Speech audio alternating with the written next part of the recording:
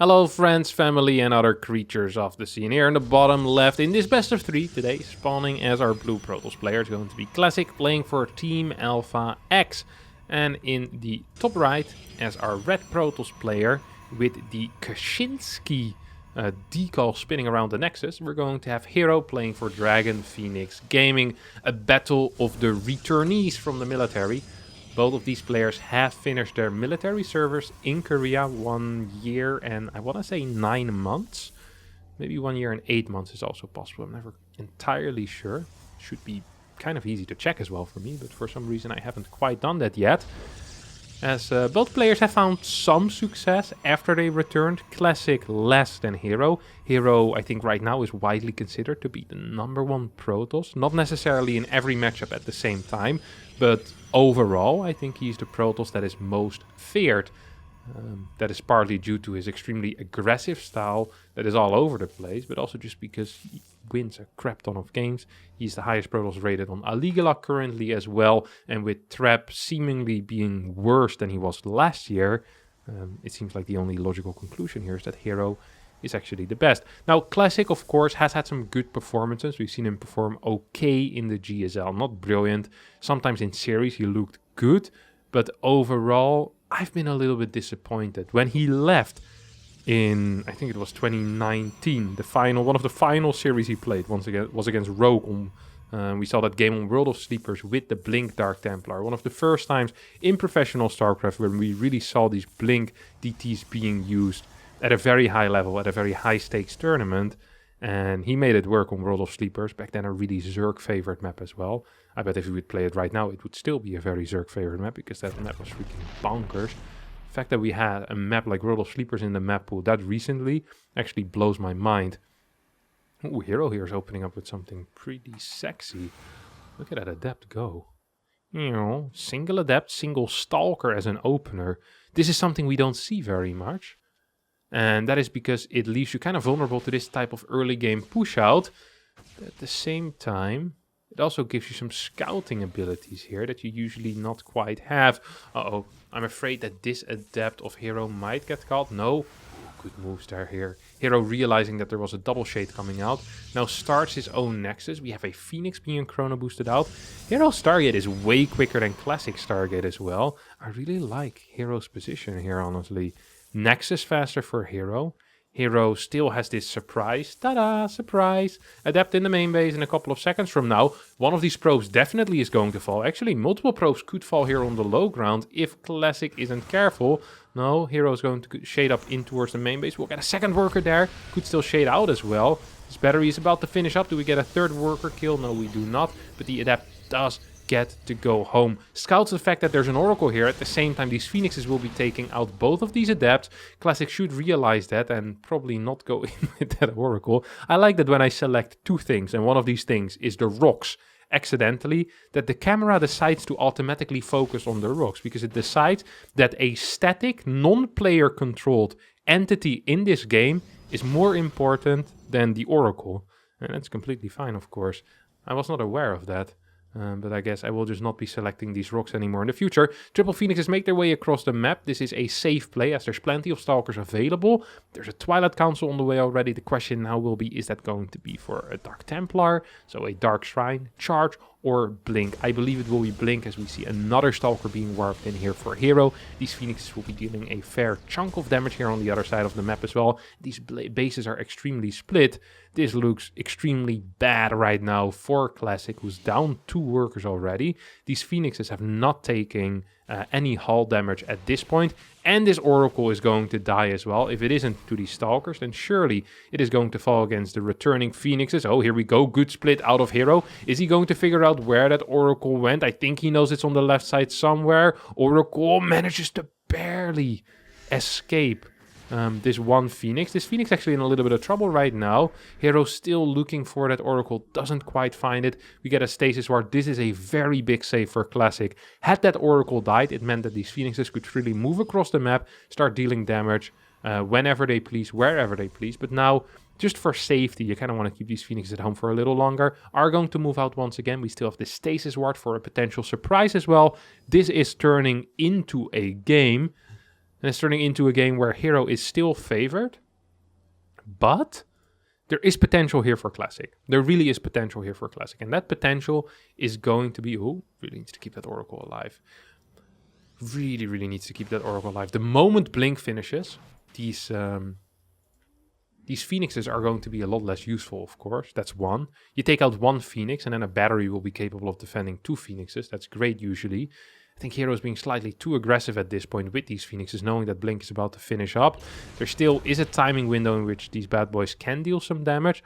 Oh, but herO, you gotta be so careful. If you lose that low Phoenix, life will suck for you. What can I say? Here comes the Blink down. I don't think this is the timing to reveal that you have Blink. 2 more Stalkers do get blinked in towards the main base. And I'd love for herO to start moving out right now with his own Stalkers. This, of course, would kind of expose him for damage from this Oracle. So needs to be careful in all scenarios. Actually get a recall here on the Phoenixes. That has not been spotted. Classic will need to keep a couple of Stalkers in the main base to deal with potential Phoenix harass. At the same time, we're already working with a superior Stalker count here on the side of herO. Granted, there's no upgrades, but also no upgrades on the other side. It is 2-gate production against 4-gate production. There's no Immortals here for Classic. So the only real advantage that Classic is going to have in a scenario where both players are fighting right now is the fact that there will be quick reinforcements with a pylon, but there's also a prism here. No batteries whatsoever on the map. 5 more gates being produced. This is a lot of money being sunk into things that do not fight for you. 5 Stalkers in the main base, completely out of position to deal with this threat. 4 sentries, perhaps some Guardian shields will be capable of helping out here. Stasis Ward, of course, a huge asset. But with that Observer, I do not think that herO is going to fall for it. herO managing to... Oh my god, are you joking? He saw that. He walked right into that. I can't believe it. I actually can't believe he walked straight into that. Still, not enough Stalkers here for Classic to chase, though. There's 21 Stalkers, and with what, 9 being into that stasis, there's still a small Stalker lead right now here for herO. Phoenixes are going to move in as well. Will be capable of lifting a couple. Classic just decides to tap out. Says, hey, I can't fight this. herO takes game number 1 in this best of 3 after a dominating early game. And manages to leverage that lead into a fast win here on Hardwire. Second game in this best of 3 is going to be played here on Curious Mind. And Curious Mind has this very special feature of the ramp. Similar to Blackburn, Pride of Altaris. It is what we consider a 1-gate expand map. That means that Protoss players 1-gate expand against one another, and often it ends up going into a Stargate versus Stargate scenario, as Oracles kind of reign superior in these type of scenarios. Honestly, that is just the truth, the hard reality. It is what it is. So gateways going down right now. No second gateway for either player. I like to see it. Double gas is being taken here for herO. Now herO is one of the players that sometimes doesn't open up with a Stargate. He is the odd duck in the duck pond. He is the horse in the stable that doesn't like carrots, but prefers eating eggplant or peanut butter. It wouldn't actually surprise me if regular horses also like peanut butter. I feel like peanut butter is one of those things that humans invented, but most animals would be pretty down to eat some peanut butter. I've heard that dogs like peanut butter before as well. Wouldn't surprise me if cats like it. I know that rodents like it a lot. A good way, if you are experiencing rodent trouble, is to put some humane mouse traps or rat traps or whatever you have, and bait them with a little bit of peanut butter. Peanut butter is a very good way to get them. Cheese actually isn't that brilliant for the people who still think that you can actually get mice with cheese. It's possible, but peanut butter is a lot more powerful. Alright, Stargates here in the wall for both players. We have a Zealot into an Adept for our good friend herO, and we have a nothing into a Stalker for Classic. That means there's going to be more money in the bank for Classic, and we see that here as well right now. And that allows Classic, perhaps, to... Ooh, no way. You can expand towards the third. Oh, I like that. I really like that, actually. No, this is a cute play. And... Oh, wow. On a small map, though, huh? This is a tiny, tiny map. I don't know if this is viable. I feel like it almost should be viable. Classic spots that this is going to be a Phoenix. With that pylon, knowing herO, this could still be a cancel though. Oh man, I love the way... Oh, what? Oh, this adept just got in. That's not good. That is really not good. That actually sucks. That really does suck. I don't know what to say here. No, this is awful stuff. Oh, I love the opener so much here out of Classic. Then he lets the adept in. Adept kills 4 workers. That's way too much. That never should happen here. That never should happen in this case. And now we see that this pylon is being assaulted by a stalker. Zealot is coming in as well. There's a Phoenix on the side of herO moving forward. Oh, and I love that Zealot skips so much out of Classic. I thought it was such a brilliant little play. Now the question is, with the extra damage that is being dealt on this Phoenix, no, Classic! You're going to actually end up losing a Phoenix? No? Oh my god, this control is way too tight. This is a very, very close game so far. And I feel like that Classic should have just been ahead. 4 workers at this point, with a faster Nexus on top of that as well. This is a brilliant build order. I love the way that he played this. I am a huge fan of this opener here out of Classic. I have to be honest. I feel like herO, I don't want to say lucked out, because he kind of, you know, he forces this as well, you know. He's like, okay, you're doing something tricky. I'm going to do something tricky as well. And he forces the mistake, but still, 4 workers against a single adept that could have been blocked by just building a battery here temporarily, just waiting for that Phoenix to come out. You're going to be just fine. Now, as a result, Classic actually still in a playable position, I would say. 4 Phoenix against 4 Phoenix. Gases slightly quicker, though, here for herO. We do have a lot of gas still in the bank right now for Classic. That's just mainly because there's a second Stargate already on the way for our Smiling Assassin, one of the many nicknames for herO. The Cutie Patootie Protoss being another one. That one isn't quite as widely used, but it's one that I've definitely heard thrown around in the past as well. I'm not quite sure what I think of this push out though. I'm gonna be real with you guys. I am not so sure what I think of this push out. It's going to confirm, I guess, that there is indeed still Phoenixes being chrono boosted. We see a follow-up here out of Classic with a quicker fleet beacon. Now, if you are the fleet beacon player, I was going to say, you will need batteries. And you need them as close to the Nexus as possible so you can protect your mineral line. And you're probably also going to need one in your main base. There is, of course, an area in between the main and the natural where the Phoenixes of the opponent can stay. And that is this area. So sometimes we see 3 batteries. 1 battery near the main Nexus, or near the natural Nexus. 1 battery near this Nexus, and then 1 maybe in between. That is, of course, a possibility.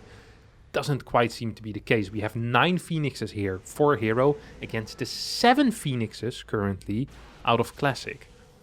Classic's upgrade, the Anion Pulse Crystals, is going to kick in about 40 seconds from now. And when that happens, this fight will completely change. But before that happens, this is extremely scary. This is one of the scariest moments in Classic, his life.